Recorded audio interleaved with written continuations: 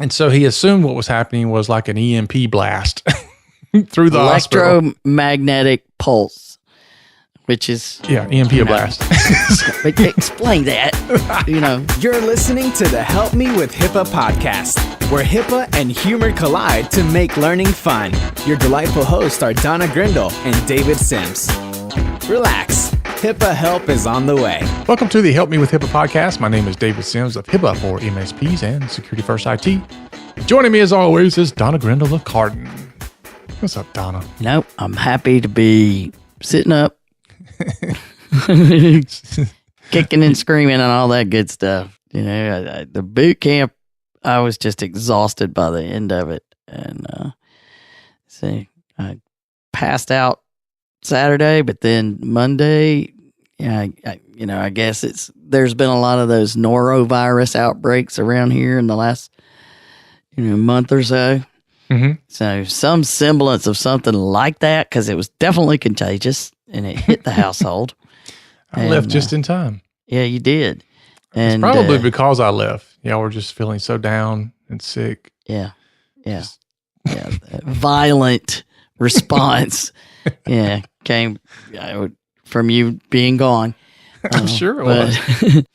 The good news is that recovery has finally started to happen. But I mean, it's basically you lose a whole week.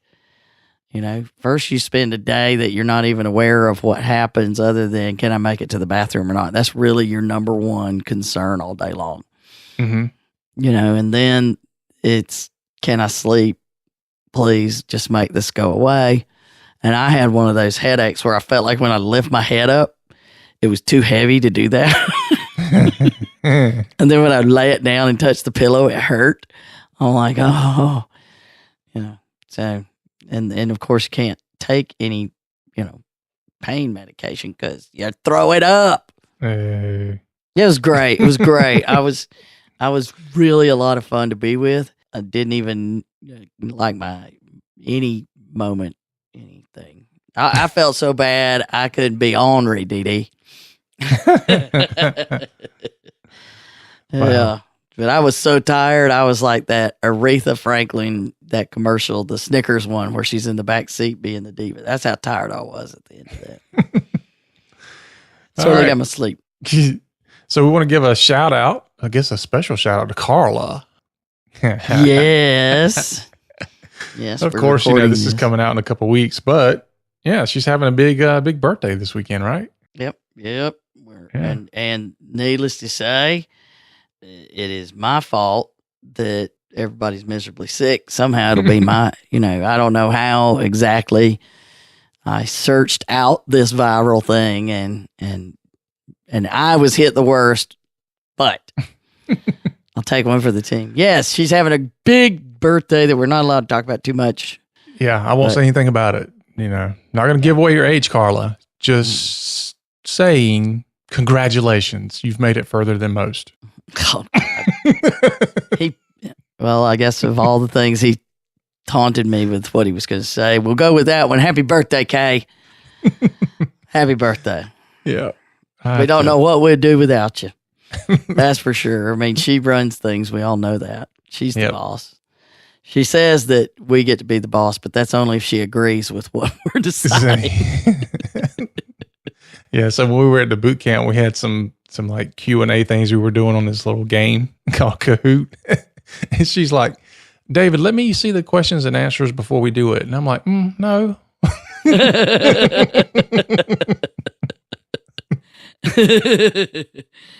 Yeah, I think there's only a couple where our own built-in FCC would have cut you out, but yeah, it was funny.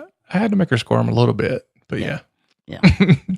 Anyway, you have something coming up in 2019 that is going to be a place you're going to be, and let you discuss that. And then we're not ready to announce it yet, but we are in talks for at least the next boot camp, if not the next two. We might actually jump out there and try to schedule two of them. That's why it's taking longer. Is we may actually announce two. We're definitely doing at least one, but I think we may be announce two. But we are booked to be in Savannah for the OMS Society of OMS Administrators, which was previously JAWS Society, April 7th through the 10th for their national conference. I'm real excited to hang out with those guys. They are a hoot, I'm telling you. They're a lot of fun. So we're definitely looking forward to that, which then, we officially finished the boot camp, and we talked about how successful it was before we had it. But, see, I was right. Hashtag. A shout out to all of you who were there, in particular, the ones that came all the way from the cold tundra. But Dee Dee and Jennifer, thank you for coming all the way and participating. You guys were awesome. And we're looking forward to staying in touch and doing some more with you. And we're taking your ideas and creating something interesting. So thanks very much. And we look forward to doing more with, I think it's officially Perkins Health. Okay. All right. I'm screwing up now, but I'm weak. Let's move on. Yeah. But anyway, thanks to everybody that was there, those that came a long way. And we are looking forward to doing more of those kind of events soon. Hopefully we'll see some of y'all back. Yep. Be great. So it's always lots of fun. I always look forward to them. All right. So we're going to dive into our show. And before we do, I want to let you know, if you like today's show, make sure you share it out. Social media. Also, you can find us on the web. Some people don't even know that. Helpmewithhippa.com is a thing. Yeah. There's all kinds of links and references and resources. Yeah. Oh, by the way, we don't mention it very often, but somebody at the boot camp stopped me and said, how can I contribute to the podcast? And I'm like, we don't mention that much anymore, do we? No. So if you go to helpmewithhippa.com/give, there's a couple of different options there if you want to help support the podcast, because it doesn't come free. It's free for you, just not for us. Yep. So thanks for offering to help out with the cost. And if anybody else is interested in donating either once or recurring, go to helpmewithhippa.com/give, and we certainly appreciate it. Yes. And if you don't want to give, then don't listen. Then you can give in a different way, which is share it with two of your friends and nag them about it until they become listeners too. Yeah. So there you go. There you go. Just give. All right, let's hit it, brother. All right. So we're going to jump into some listener questions this time, because we've had several come in and we like to kind of pool them all together and then do a podcast about them. So we have several that we've narrowed down. A few of them we didn't add because of one reason or the other, but we have some really good ones here and some good stories that go along with some of them as well. Yeah. So, and some of it's just comments that people made on our listener survey, which you're more than welcome to take on our website as well. You can take the listener survey straight from any podcast page. So, yeah, we got comments, we got stories, we got questions, but I wanted to start with, it was actually quite terrifying what this family went through, but it is reiterating that for those of us who worry about these things, you need to share this story with friends and family. And this goes back to National Cybersecurity Awareness Month that we just had, and getting people to understand this security thing isn't something to play with. Mm-hmm. It is something to take very, very seriously. It is literally as serious as protecting if you don't take it seriously, you're allowing predators potentially into your home. And we'll give you the link to this story. But a family in Long Island, they installed the Nest cameras, right? Everybody loves them. I talk about my Ring system and how awesome it is, but how paranoid I am about it. I know. When I came to your house the other week, I was standing in front of your Ring doorbell making faces. And we have it. We could take the recording and do things. But the important thing, though, is that there's definitely a big list and a growing list of the number of those type of devices and applications that are out there. And you connect them to your internet connection and you can access them from your phone. It's awesome. I can sit at my desk and look and see what's going on in the carport and talk to people out there. It's awesome. I've actually been at the boot camp talking to the FedEx delivery person at the house. So, it can happen. Mm-hmm. But the important thing is it's secured. And this family put it in and didn't put two-factor authentication on it. Probably reused a password that they'd used somewhere else and an email address they'd used somewhere else that had been hacked, Mm-hmm. Mm-hmm. Like, and people don't get that. When they hack and get a list of usernames and passwords, whatever password is in there is now out there for the bad guys to get. They just run a list, pull it. So not that complicated. Well, here's another thing, and I'm not saying these people said this, but, we often hear, well, I don't have anything anybody will want. So what do I care if they have my username and password? Right. Well, here's what had happened was, it's great, and that it added security, and what it let the dad do is he would talk to their little boy, little kid, every day when he got home from school, which is great.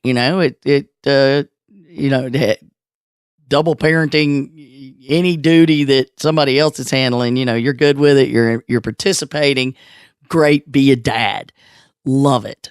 However, the kid comes running out and says, it's not daddy talking. It's not daddy talking. That's the makings of a horror movie. Right there, isn't it? That's worse than they're calling from inside the house. And, because it's the little bitty kid doing it. And the mom goes in there and the person starts yelling and talking to her. And apparently there was this person, a guy on the camera, able to see them and see their child and see their home and hear their conversations, who was asking the little boy, what time did he get home from school? What school bus did he take? I mean, just really specific questions. That child was in danger at that moment and may still be in danger because of the information they were able to get by going into this particular home through this Nest camera system. I mean, I'd be absolutely terrified. Yeah. But the thing is, Nest didn't do anything wrong. Nest gave them the ability to secure it. And they used a password that was from, and there's no way for Nest to know whether the password's from something else. They can't do that. And they gave them the ability to do two-factor authentication. They didn't do that. Mm-hmm. And Nest is saying, I don't know what more we can do. And these people are like, everybody needs to understand how scary this is. Yes, that's what we're trying to tell people. I mean, that's absolutely terrifying. So share that story. We have the link on the website. Share that story with everybody. If you're putting these devices in, you're allowing people into your home unless you secure them. And this is a perfect example, too, of how we hear people all the time talking about using HIPAA compliant, fill in the blank, HIPAA compliant backup, HIPAA compliant email, whatever.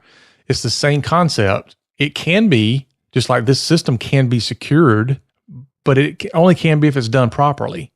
And just the way people don't, they don't secure these security systems properly. If your email program's not secured properly, or your backups are not set up properly, then now they're not compliant. They can be used in a compliant manner, which means they can also not be used in a compliant manner. Right. It's just like you don't just buy it and you're good. You've got to actually use it. It's like the one thing that is going to happen. Here we're coming into year end. So you're going to start seeing all through January the ads for the fitness, right? Mm-hmm. All of the devices, the clubs, all that kind of stuff. They drive you crazy in January, February, but then they filter out. You don't see them so much getting further down, but they will be every other commercial in January, February, because that's when everybody makes their resolutions. Yep. But then they buy it and they don't go, which is what most of them count on. Exactly. So it's the same thing. I mean, if you have the device, but you don't use the security on it, you're just opening it up to everybody. You might as well assume that if you haven't spent the time to understand the security of it, that anybody in the world could be watching what you're doing right now. Mm-hmm. Yeah. This reminds me too of when people say, everything's working fine. There's not a problem. You know, same thing. Yeah. Cameras are working fine. There's not a problem. Well, somebody's watching you and you don't know it. Mm-hmm. Same thing happens on your network. I saw something where they're working on where the security cameras can actually start to identify. They take like cell phone information and the pictures of you on the security camera, and they tie the two together, and now they can tie you and start talking to you on your phone. Yeah, I don't know. It's kind of freaky, but it's something new that somebody's coming out with. I don't want any part of that. So the security cameras, there's way, way more to worry about, whether it's in your office or in your home, than just the most simple. You need to think of it as, I have just now opened a new window to the world into my building. How do I feel about that? Whether it's my home, my business, anywhere else. Yep. If it connects to the internet, it is connecting to everyone in the world. Just about. Just about. Except for the Aborigine tribe or something. Oh, good Lord. Hey, they got SAT stuff, you know? They got SAT connections. All right. That was cool. I don't have one, but if I did, it would be secured. I know. You know, it made me go check all of my security and see when I had changed everything recently on all that stuff. I know. I can't get in since you did that. Okay, on to our listener survey question. Number 1. What are the risks with virtual terminals and shared files? All right. So from a technology standpoint, I don't think there's any risk to that that's different than, you know, normal PCs or terminals versus virtual terminals. It's still the same thing. I think the biggest risk that, you know, you would agree with would be how people view it and use it. Yeah, there's this overconfidence thing that happens. Mm-hmm. Where, well, we've got virtual, you know, we've had IT companies tell us, look, it's an entire virtual environment. There's nothing for us to worry about. Mm-hmm. And right away, you know, it's just like, everything's fine. Yeah. That right there tells you everything's wrong. Yeah. Well, you can set them up to where, let's say the virtual environment, you know, gets ransomware. And then, you know, depending on how it's set up, you know, you just destroy the virtual environment and rebuild it and you're good to go. The problem becomes, how is it connected to the other things? Like this person mentioned shared files. Well, you know, when you're sharing files, you're also sharing everything else. Yeah. It's not about the individual devices being hit, because you shouldn't be storing that much on the individual devices. Right. It's how quickly malware looks for and attacks the server. Mm-hmm.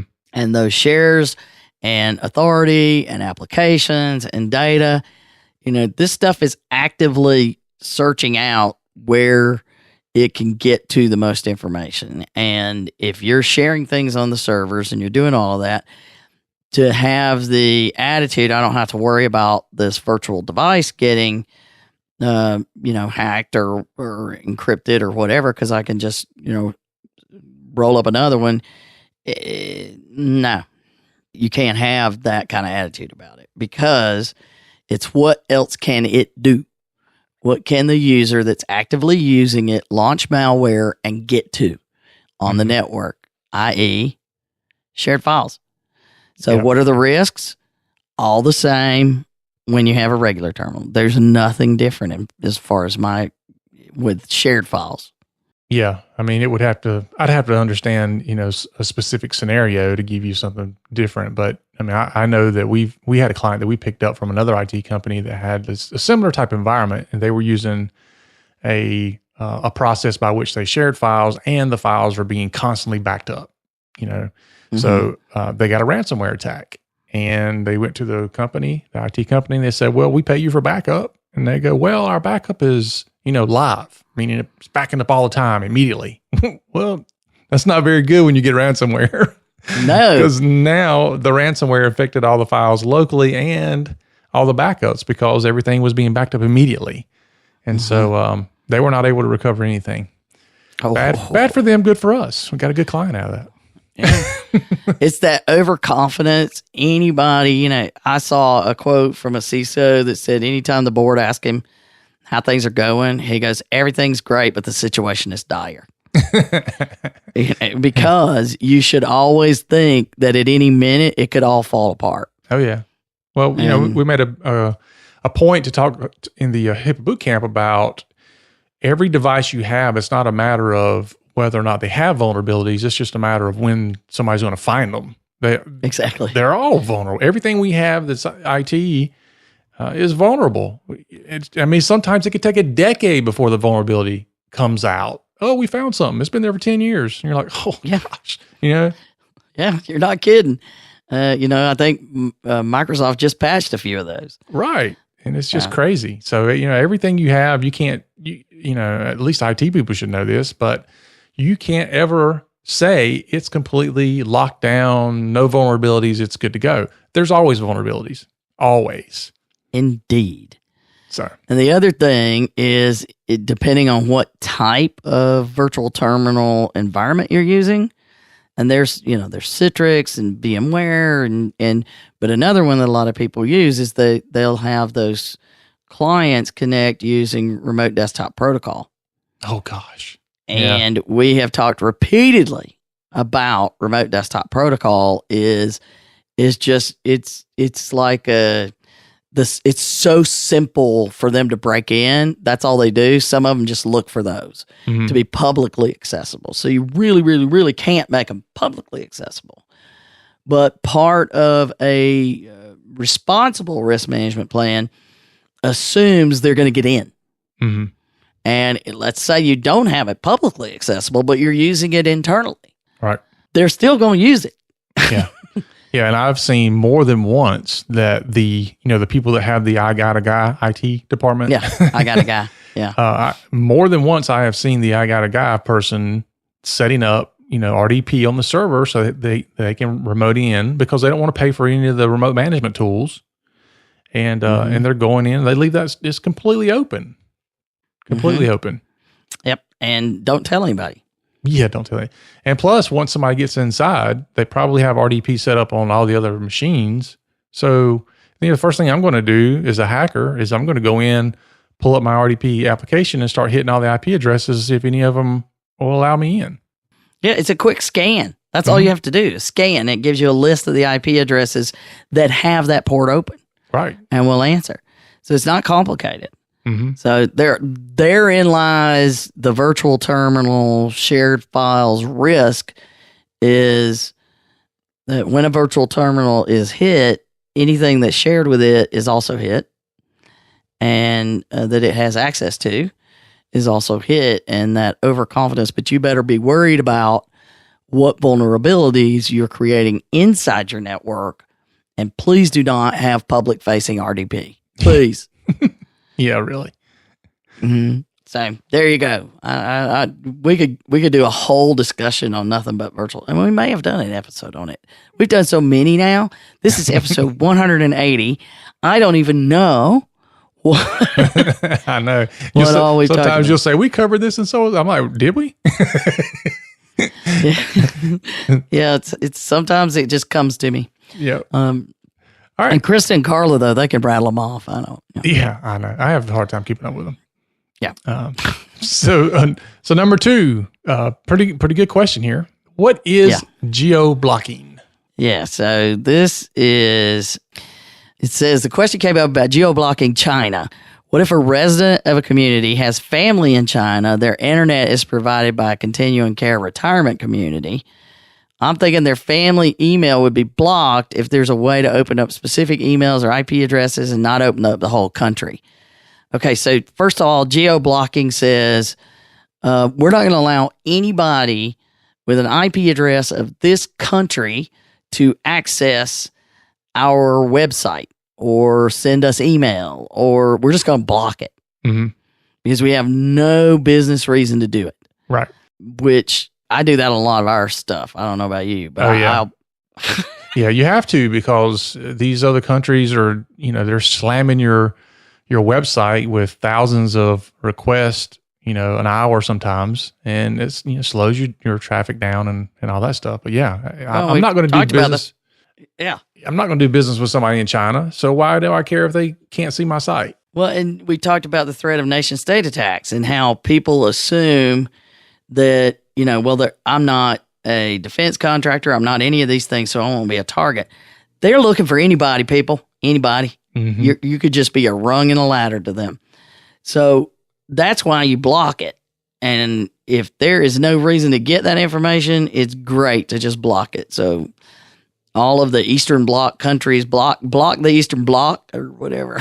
Yeah. But Russia, Ukraine, China, North Korea, there's a long list that you can easily find on the internet of where there are problems. Mm-hmm. That there's a high rate of attacks coming into or out of those countries. Then those are the ones you want to block. Yeah. Or you can do the opposite approach and just only whitelist. Yes. Only allow certain ones in. So it's all good ideas, but there's a caveat there. Mm-hmm. First of all, when I was in Germany and I wanted to access our stuff, I had to call and get Germany turned off. So remember to do that if you're going to travel abroad.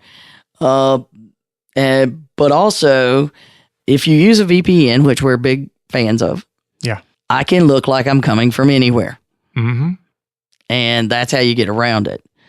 So anybody, that particularly those in China that are trying to communicate in the United States, they're going to use things like VPNs.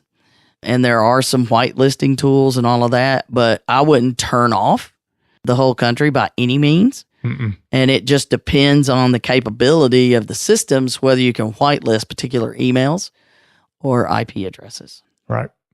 Yes. Yeah. I would have to handle that situation on a case by case. May have to have them communicate in a different way or something like that. But yeah, I wouldn't open up the entire country. Yeah, I would go, IT people, I have this one case and we need to solve the problem. Exactly. I wouldn't say you can't do it. I would say we need to solve the problem. Exactly. But, and we haven't had a chance to say this recently, it would be a fact-based determination. It definitely would be. Yeah. And it goes into other things like, doing a mini risk analysis again. There you go. There's a mini SRA right there. On that, and figuring out what that looks like. And then what is your risk? There's your mini risk management plan and all those things we talk about all the time. There you go. Just write it down. Mm-hmm. Just write it down. So then we got our next one is George, our friend in Oregon. Yeah. He communicates with us, sends us presents. We love you, George. We've done a little, webinar thing with him. He's sent us a story in reference to episode 167, where we were talking about the business email compromise and how that's, really the growing threat. And he talked about that there was the Oregon Department of Administrative Services, state government, Oregon, they had an account compromise. And all these organizations started blacklisting Oregon.gov, which is, that can be a problem. The county where George works, which he's one of the guys, right? They did not fall for, because now everything's coming from these Oregon.gov valid addresses, trying to get people to do things that are legitimate. And they had all this phishing email going across the internal government from valid addresses. So nobody, not a single person in his county, fell for the phishing attacks, even though they were from legitimate addresses, because he obtained, as he says, senior management permission to do a massive phishing test in early November 2017 and been conducting ongoing phishing and social engineering security awareness throughout the county. Good job. And he's got all kinds of stuff in place because he was prepared for that risk. So when it started in early 2018, they didn't fall for it. And he adds kudos to the county employees. By the way, can't tell you the phishing test results, but the shock value was effective enough. I'm sure. Totally get it. Yeah. And he did show in there, enjoyed the podcast, hope to attend a boot camp one day. So do we, George. Yep. So do we. It's funny that yesterday I actually got an invoice from the company that we have these services from for the fishing stuff, and got an invoice from them. And I was like, I don't recall having a conversation with anybody about this. I'm not clicking on anything. So like the next day, the guy's calling me. He's like, I sent you an invoice yesterday. I'm like, I ain't click on nothing. I deleted that thing. I don't trust you. I was like, and he just started laughing. He's like, well, I guess so. I was like, dude, you need to call before you send it, not afterwards. Yeah, I'm always leery of the ones that like that. But so the next thing George sent was he had a question in reference to the HHS HIPAA remote use guidance that is, and he has the link, we'll include that on the website, that points out the covered entity is basically responsible determining remote workforce access to EPHI, which we talk about, worrying about your remote access strategy and making it be part of your risk analysis. It has to be something that you don't just say, well, okay, turn it on. You know, it's like a doctor who had RDP turned on by their I Got a Guy IT when they went out of town and needed access like 2 years ago and then forgot about it. Nobody realized it's still there, and that's how they got hit with ransomware, as they came in through that. Right. So you have to actually have a plan. And his question was, he was looking at SaaS, software as a service, SaaS with lowercase a's or little letter a's, if you're like me. He was having issues with a SaaS provider by saying that they were compliant by using user ID and password, and it did have the ability to do lockout after 5 retries, and those were the security settings they had. Mm-hmm. But they did not have two-factor authentication. And he wanted to know, as a business associate, are you in compliance, quote unquote, because you know how we feel about that. We just did an episode on HIPAA compliant, HIPAA certified. Those aren't really a thing. But the bottom line is there is no specific rule requiring multi-factor authentication. Right. Period. And there is no judgment call that could be made to say, well, that business associate isn't able to do HIPAA and OCR is going to be all over them if they were ever looked at because they don't do two-factor authentication. That's not it. That's not a thing. Mm-hmm. However, when you are evaluating your business associates, you can determine that it is a high enough risk for you that you will not consider any vendor that does not supply that capability. Yep. I can tell you that it is something that is being added to many of the cloud EHR vendors. Mm-hmm. And there's actually a website. I'm going to have to find it and I'll add it in there. But there's a website you can go to where you're on the list of websites that don't support 2FA. And, you know, Sean, he knows what it is. He always goes there. But one of our clients, the big issue, though, is if you don't put pressure on them to do it, then they're not going to do it. Mm-hmm. So there is no HIPAA rule to do it. There is a HIPAA rule that you need to make sure that you have evaluated all of your options and that you've determined whether or not that's important enough to you. Yeah, it just there it is. Kind of baffles my mind, though, that, I mean, everybody that's a cloud service these days should have that option. I don't disagree. You know, and but I'm clearly, sure it's a cost, but still. Yeah, but it can't be that hard when you look at the fact that there's so many. Please use like Google Authenticator type capability. Mm-hmm. Because it's so, if we're going to start having 42 of these things, it's going to become a problem. But there is a site called twofactorauth.org that lets you look up sites and see if they have the capability, and you can send them, support 2FA and send them a link to do it. But you can submit stuff to it and all of that. But at the bottom line is, no, George, sorry. You can't say, well, you don't meet HIPAA requirements if you don't do that. What you can say, though, is you don't meet our requirements. Right. And we have decided that this is necessary in order for us to do this. And we don't feel like you're, protecting our information enough. Mm-hmm. So now, David, you get to tell the other one, because David, the other David, David, because David thinks all Davids are cool. They're awesome. They have to be. David Fessenden, he's another listener that we hear from, Southwest guy. Now I can't even remember where, but he moves around too much. Jeez, don't even mess with me that way. But he's sends us stuff and communicates with us frequently, and it's always great to hear from David. He sent us a story that David Sims absolutely loves. Yeah, of course. It's hilarious in some ways. It is funny. It's really funny. Yeah. So this medical facility, they're in there, and all this comes from a post on Reddit, like a subreddit post. So there's an IT guy, and he worked for a hospital system. I think it was Morris Hospital in Illinois. Depends on where you're from. So this IT guy, he starts getting all these calls into the help desk, with the people's phones not working. And I'm assuming that these are maybe hospital phones. Well, no, they're owned by the hospital employee. Hospital employees' phones. So all these phones are like they're stopped working. And he did know that they were getting a new fancy dancy MRI machine put in that day.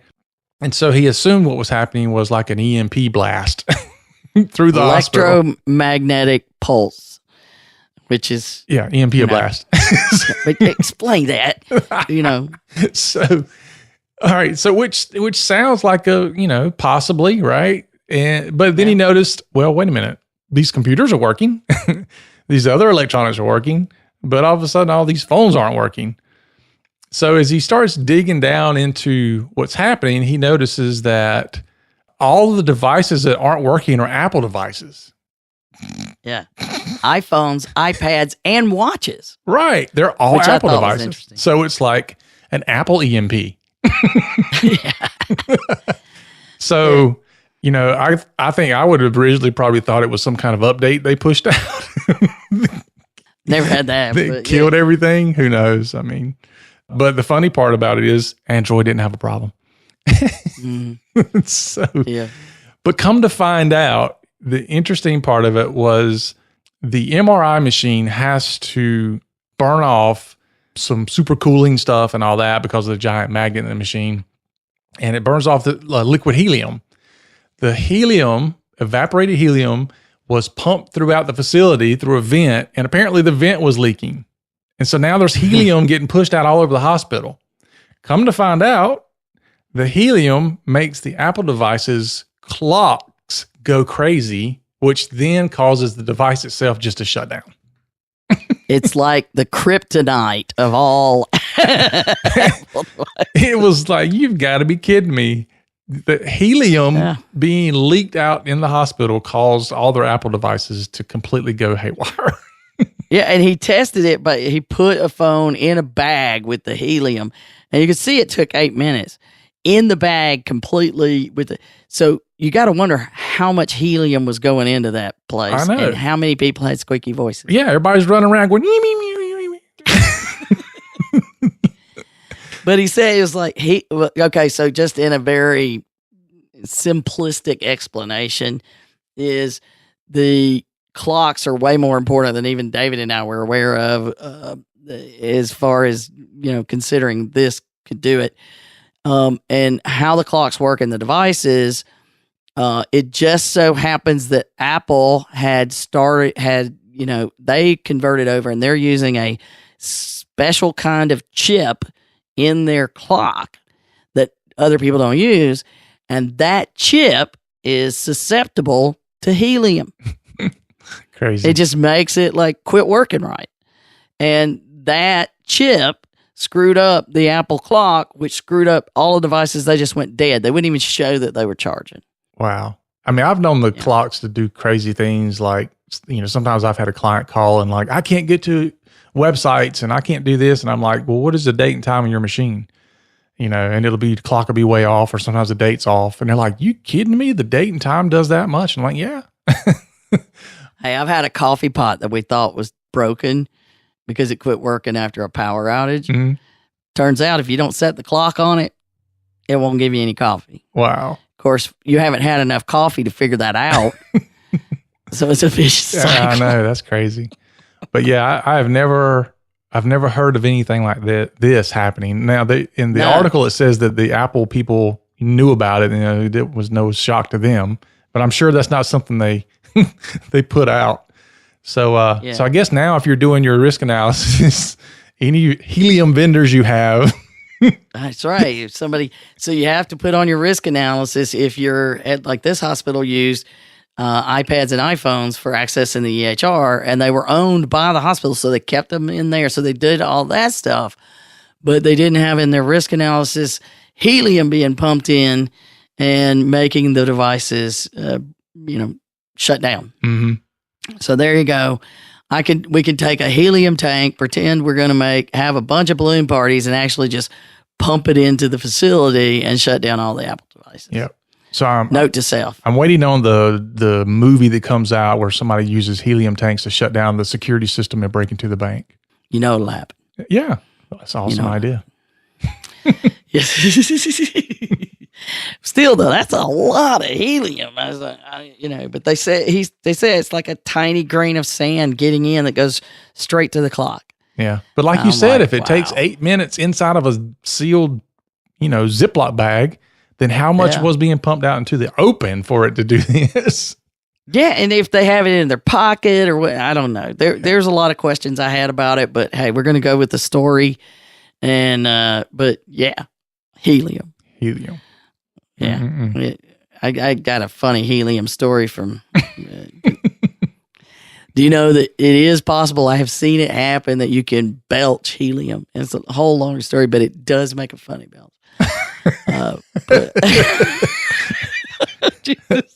Okay. Hysterical. Can't stop laughing once it starts. I couldn't stop laughing. Anyway, my poor friend was miserable. I was fine. So next, these are a couple of comments that were on the listener survey. They weren't necessarily questions. They were more kind of questions. Mm-hmm. First is, how large is the podcast community? And then it was like, how many listeners tune in each month? Is there a way we can connect with each other, say over a LinkedIn group, Slack channel, forum, or another way? Our community? I'm assuming? Not the podcast community as a whole. No, it's talking about our podcast. In podcasting, it's complicated. Yeah. To know how many listeners you don't know how many listeners you have. There's no the only thing you know is how many times it was downloaded. Mm-hmm. And they used to count downloads differently than they do now. The entire industry started coming up with, I think last year, some of the bigger ones. I know our host, Libsyn, which is one of the bigger ones, changed the way that they started counting a download.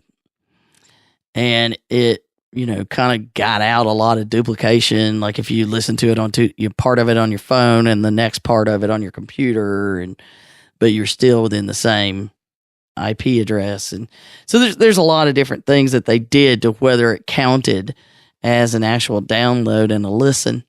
So we don't know. We don't know. We know that we do not have as many listeners as if we would if we were talking about the Kardashians or the Real Housewives, or we had a really good true crime podcast. Those get tens of thousands of listens to every episode every day. Mm-hmm. And that's not us. We are a niche. But of the HIPAA podcasts, we are number one. Numero uno.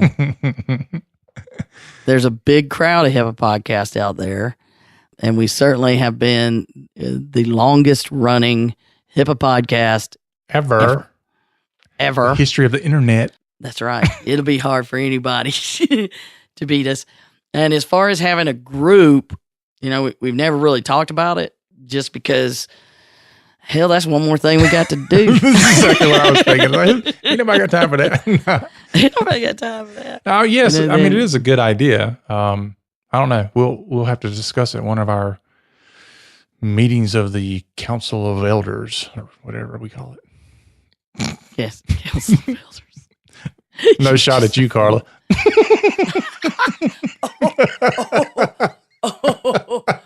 Oh. Yeah, make life good for me. There you go. Happy birthday. Which brings us to the other suggestion from our survey that I want to bring up is, and they knew they were being funny when they put it in there, add an area to ask questions and get a response immediately with a smiley face and a wink, So I say LMAO.